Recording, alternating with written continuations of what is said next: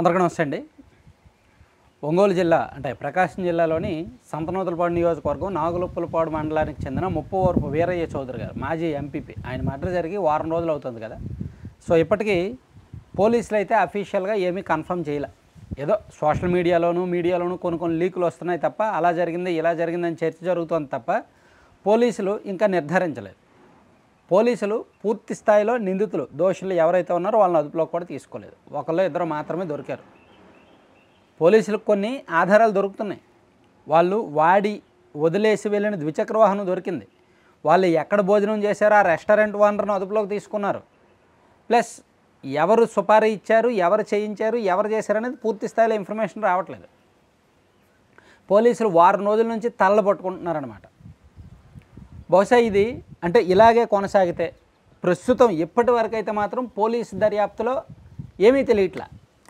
ఎవరు అనేది ప్రధానమైన కారకులు ఎవరు, చేసింది ఎవరు, చేయించింది ఎవరు, ఇది వాళ్ళకి కావాల్సింది.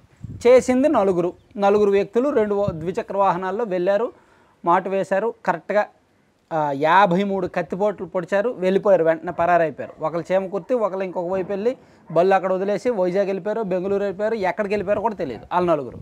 సో చేయించింది వీళ్ళ నలుగురు చేత చేయించింది ఎవరు అనేది ఎంతమంది ఉన్నారనేది తెలియదు. ఒక వ్యక్తి అదుపులోకి తీసుకున్నారు, ఒక వ్యక్తిని. అతనే పూర్తి స్థాయిలో చేయించాడు అంటే అతని నుంచి ఏమీ రావట్లేదు, సమాచారం రావట్లేదు, అతను ఏమీ చెప్పట్లేదు. ఈవెన్ అతనికి సంబంధం లేదేమో అని కూడా అనుకుంటున్నారనమాట. అసలు ఇది ఒక పెద్ద మిస్టరీగా మిగిలిపోయింది. పోలీసులకి సవాళ్ళ మీద సవాళ్ళు, పజిల్స్ మీద పజిల్స్ ఎదురవుతున్నాయి. ఒక పజిల్ ఛేదిస్తుంటే మరో పజిల్, ఒక పజిల్ ఛేదిస్తుంటే మరో పజిల్. దాదాపుగా ఈ కేసులో ఇప్పటి వరకు పోలీసులు ప్రత్యక్షంగా పరోక్షంగా లింక్ ఉన్న ఒక 20 మంది వరకు అదుపులోకి తీసుకొని విచారించారు. వాళ్ళ కాల్ రికార్డ్స్ పరిశీలించారు, వాళ్ళ వ్యవహారాలకు సంబంధించిన సీసీటీవీ ఫుటేజ్లు అవి ఇవి కూడా వెరిఫై చేశారు. ఇప్పుడు ఉదాహరణకు ఈ నిందితులు ఎవరైతే ఉన్నారో వాళ్ళు చినగంజాం మండలానికి చెందిన ఒక వ్యక్తి హోటల్ ఉంది, హోటల్లో భోజనం చేశారు. సో ఆ వ్యక్తిని అదుపులోకి తీసుకున్నారు, ఆ హోటల్ యజమాని. ఆ హోటల్ యజమానికి ఏమీ తెలియదు, వచ్చారు, భోజనం చేశారు, వెళ్ళారు. సో అంతకుమించి ఆయన ఏం చెప్పలేడు. అలాగే ఇక్కడ చేమకుర్తిలోని ఒక దాబా దగ్గర బండి వదిలేశారు కాబట్టి ఆ దాబా వాళ్ళని అదుపులోకి తీసుకున్నారు, వాళ్ళని అడిగారు, వాళ్ళకు కూడా ఏం తెలియదు. ఇలా లింకుల్లోకి వెళ్తున్నారు పోలీసులు, చాలా డెప్త్గా వెళ్తున్నారు, చాలా లింక్స్. ఇప్పుడు చైన్ సిస్టమ్ గోల్స్ ఉంటుంది కదా, 1 by 1 ఛేదించుకుంటూ వెళ్తున్నారు. కానీ అక్కడ కట్ అయిపోతుంది తప్ప నెక్స్ట్ లెవెల్కి వెళ్ళట్లా, అది సమస్య.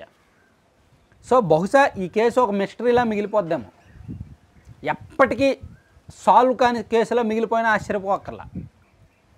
అలాగని కారణాలు తెలియకుండా ఉంటాయా? సాధారణంగా ఈ క్రైమ్ సీన్స్లో ఏంటంటే, క్రైమ్ జరుగుతుందంటే, ఒకళ్ళ మర్డర్ జరిగిందంటే సాధారణంగా 2 అంశాలు ఉంటాయండి.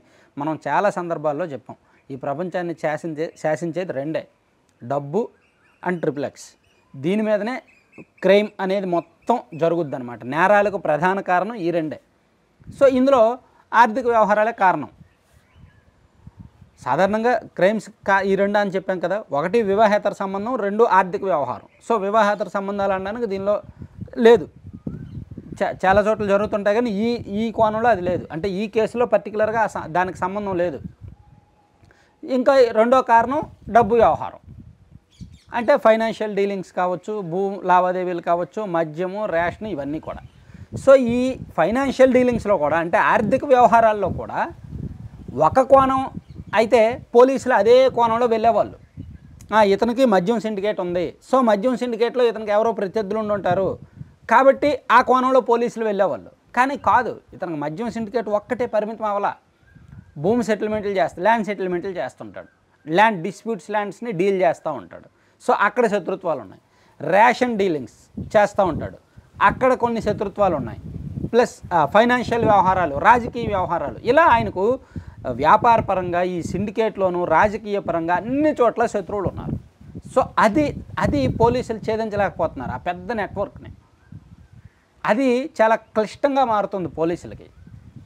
సో వీర చౌదరి గారి గురించి మనం ఎక్కువ చెప్పలేం కానీ నిజానికి ఒక వివాదాస్పదుడు అనమాట. ఆయన అంతా తన కంట్రోల్లోకి పెట్టుకోవాలి, సిస్టమ్ మొత్తం తన కంట్రోల్లో ఉండాలి, అందరూ తన అజమాయిషీలో ఉండాలనుకునే టైప్ వలన ఆయన యాటిట్యూడ్, ఆయన వ్యక్తిత్వం, ఆయన వైఖరి ఆయనకు శత్రువులను ఎక్కువగా తయారు చేసింది. ఆ శత్రువులు ఎవరు అసలు? ఓకే, శత్రుత్వాల్లో కూడా మాట్లాడడం మానేయడం ఒక శత్రుత్వంలో ఒక పరిధి, లేదా కొట్టుకొని శాశ్వతంగా దూరంగా ఉండడం, శత్రుత్వంలో మరో పరిధి, లేదా ఇతనికి రాజకీయంగా నాశనం చేయాలనుకోవడం, ఆర్థిక మూలాల మీద దెబ్బ కొట్టాలనుకోవడం, శత్రుత్వంలో మరో పరిధి. సో మనిషిని లేకుండా చేయాలి అనుకోవడం శత్రుత్వంలో ఎండింగ్ అనమాట, లాస్ట్ చివరి దశ అది. సో అంత శత్రుత్వం ఎవరికి ఉంది? అంత శత్రుత్వం ఉండాలి అంటే ఇతనికంటే సమకాలీకుడు లేదా పెద్దవాడై ఉండాలి అవతల వ్యక్తి, లేదా గ్రూప్ ఆఫ్ పీపుల్ సమూహం అయి ఉండాలి.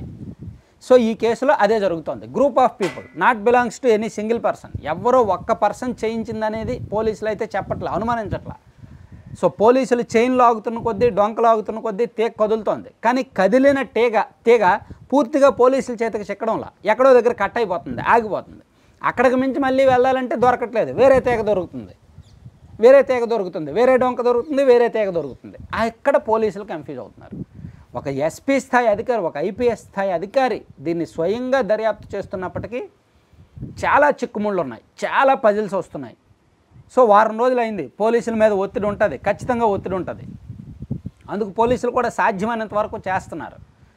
పొలిటికల్గా ఒత్తిడి ఉంది, అడ్మినిస్ట్రేషనల్ పరంగా ఒత్తిడి ఉంది, ఉన్నతాధికారుల నుంచి ఎప్పటికప్పుడు అప్డేట్స్ ఇవ్వాలి. సో ఇదంతా జరుగుతోంది. సో దీన్ని మేబీ సాల్వ్ ఇప్పుడు వరకు అవ్వలేదు, వారం రోజులు అవ్వలేదండి. సో ఇంకొక వారం రోజులు మేబీ ఇది లైట్ అంటే లైవ్లో ఉంటుంది ఈ కేసు. ఆ తర్వాత జనం మర్చిపోతారు, పోలీసులకు కూడా ఇంకా వేరే వ్యవహారాలు, వేరే బిజీలు, వేరే తలనొప్పులు ఉంటాయి కదా. సో ఇంకొక వారం రోజుల్లో ఈ కేసు సాల్వ్ అవ్వకపోతే మాత్రం ఇంకా మిస్టరీగానే మిగిలిపోద్ది అనమాట, ఒక పెద్ద క్వశ్చన్ మార్క్గానే మిగిలిపోద్ది. Thank you.